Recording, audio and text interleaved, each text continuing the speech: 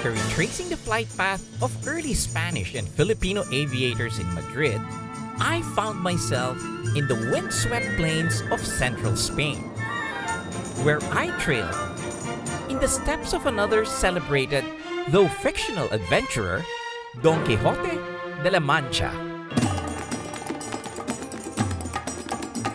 Join us as we go on noble quest to find the best this side of Spain has to offer.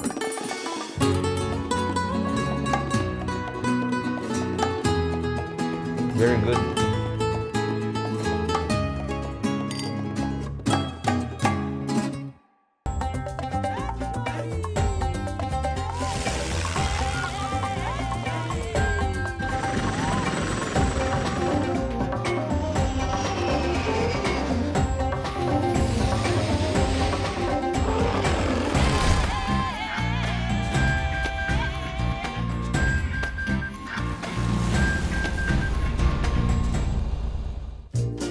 From the bustling city of Madrid, I drive south to the fertile plains of Castilla-La Mancha.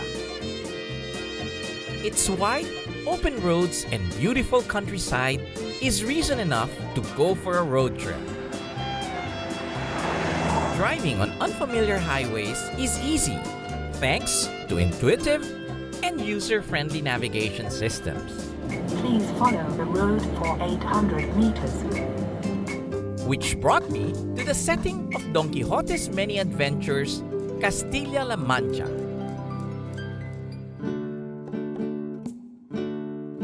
The region is named for many castles dotting its landscape. Tagus River, the longest in the Iberian Peninsula, runs through its capital, the ancient city of Toledo. It's a sight that takes you back in time. I entered the old city walls of Toledo through Puente de Alcántara, an art bridge built by the Romans when they founded the town in the Middle Ages. Roman historians describe Toledo as a small city in a fortified location, which explains why it successively became the seat of power of different empires. The historical coexistence of Christians, Muslims, and Jews gave Toledo the nickname the City of Three Cultures.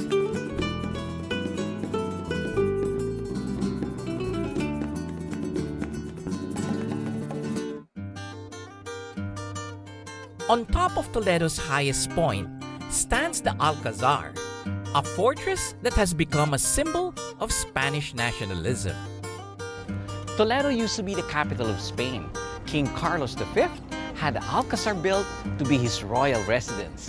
However, even before it was finished, they moved the capital to Madrid, and therefore he never had a chance to live here. During the 1936 Spanish Civil War, one of the most inspiring battles happened here, when nationalist Colonel Jose Moscardo Ituarte managed to defend the fort despite the relentless attempts of the Republicans, and even after they kidnapped and killed his son in the hopes of forcing his surrender. The Alcazar was later on renovated and now serves as a reminder of its defenders' bravery and patriotism.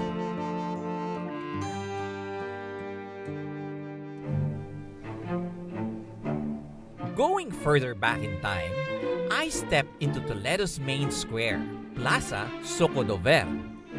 Socodover means place for animals, and during the Arab period, this is where they sold their cattle, or it was like a souk. I can almost imagine the place bustling with commercial activity, with traders ready to sell off their goats and cows in exchange for other wares. Today, trading is as easy as falling in line for some fast food. Just across the main square, I catch a whiff of some baked goods. My keen sense of smell has led me to the 160-year-old confectionery of Santo Tomé. This bakery is known for the traditional Spanish sweet marzipan, popular in this region. They say that I can't get out of here without buying this marzipan. And she says, this is the best. I think I can't wait. I have to eat one.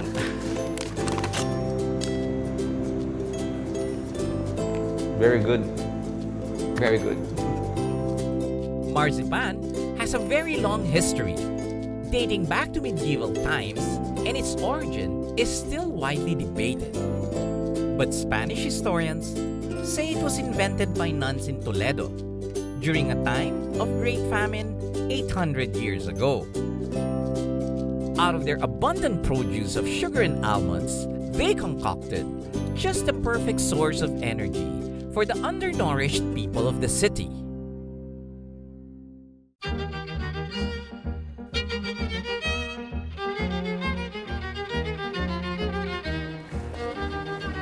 Here in Toledo, it's nice to walk around the little alleys and see the different shops.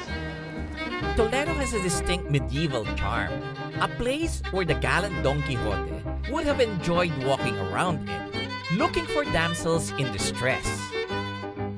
Of course, he would think it's the best place to find a bladed weapon fit for a Spanish caballero. They say that the best swords come from Toledo. Even during the Roman and medieval period, they would love to have swords coming from here. The imperial city has a very long history of sword making. Toledo blades, composed of an interior iron core covered in steel, are unparalleled in flexibility and strength. It was the Roman legion's choice of weaponry, even in ancient times, and even some of today's modern-day armies still source their weapons here.